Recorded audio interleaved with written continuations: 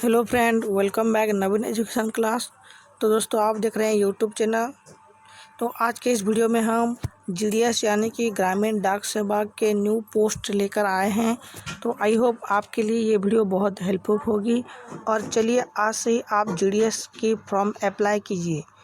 तो दोस्तों, हाल ही में जीडीएस का जो पोस्ट है वो 44,228 पोस्ट निकले हैं। जीडीएस में 44,228 पोस्ट निकले हैं। इसका स्टार्टिंग डेट है 14 जुलाई 2024 और इसका लास्ट डेट है 5 अगस्त 2024। तो दोस्तों, आप जीडीएस का फॉर्म कब अप्लाई कर सकते हैं? 15 जुलाई 2024 से लेकर 5 अगस्त 2024 तक आप फॉर्म अप्लाई कर सकते हैं जीडीएस का।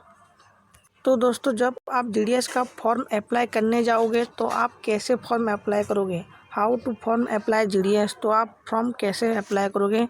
तो दोस्तों, आप अगर जीडीएस में फॉर्म अप्लाई करना चाहते हैं तो आपको इन डॉक्यूमेंट्स लेकर जाना होगा, तभी आप ऑनलाइन फॉर्म अप्लाई कर सकते हैं। पहला जो है 10 मार्कशीट आपको सबमिट करना होगा।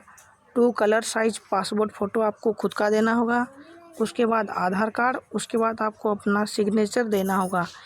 ये चारों आप लेकर जाओगे तो आपका जीडीएस का फॉर्म अप्लाई हो जाएगा। क्या क्या चाहिए? 10 marksheet, 2 colour size passport photo, Aadhaar card और सिग्नेचर।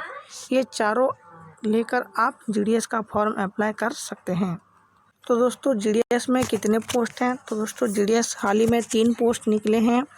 पहला पोस्ट है बीपीएम, दूसरा पोस्ट है एबीपीएम और तीसरा पोस्ट है जीडीएस।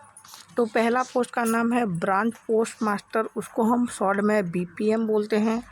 दूसरा जो पोस्ट है असिस्टेंट ब्रांच पोस्ट मास्टर, उसको हम शॉर्ट में एबीपीएम बोलते हैं। और तीसरा जो है जीडीएस यानी कि ग्रामीण डाक सेवक पोस्ट।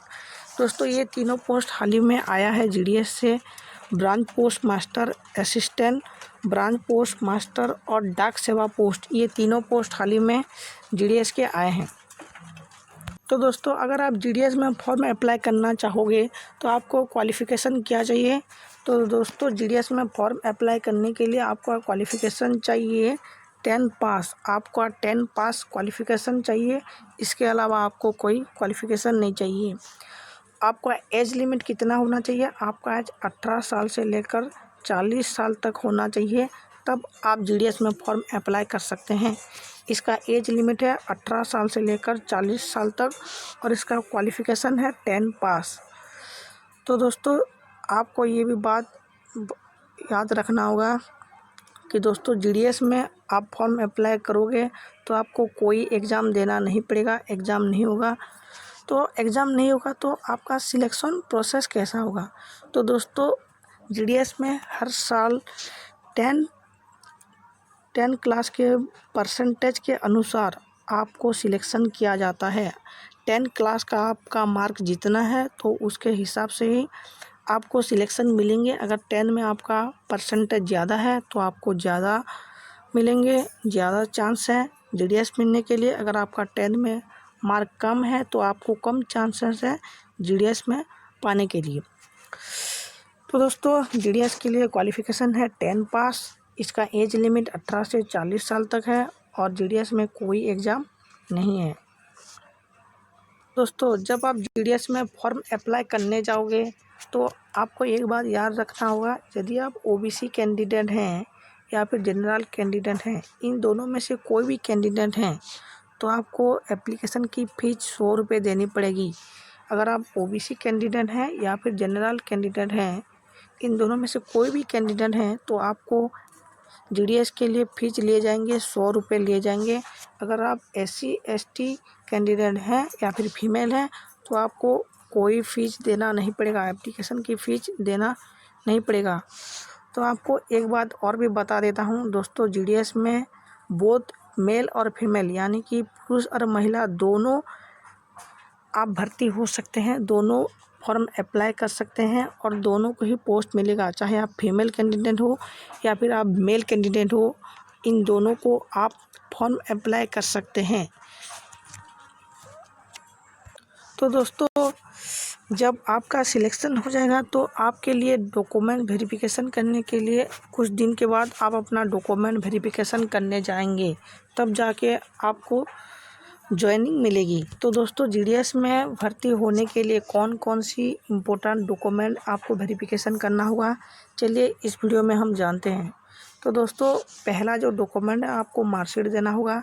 आपको 10 मार्कशीट चाहिए, वो आप सबमिट करेंगे।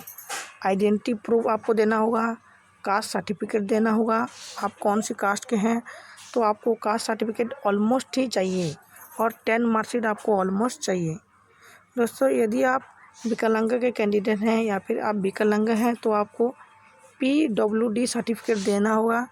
यदि आप EWS के कैंडिडेट हैं तो आपको EWS कैंडिडेट का सर्टिफिकेट चाहिए।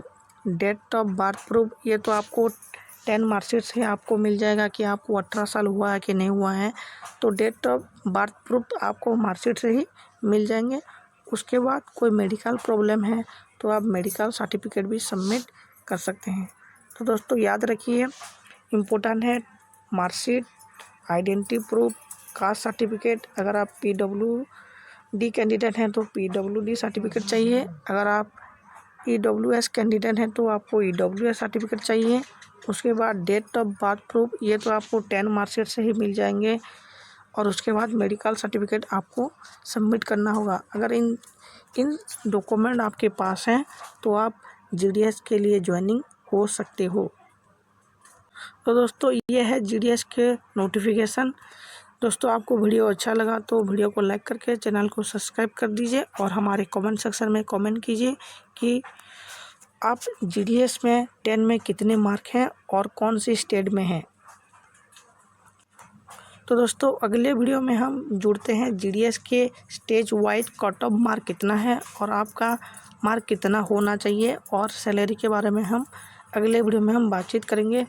तब तक के लिए आप जीडीएस की फॉर्म अप्लाई करिए। जय हिंद।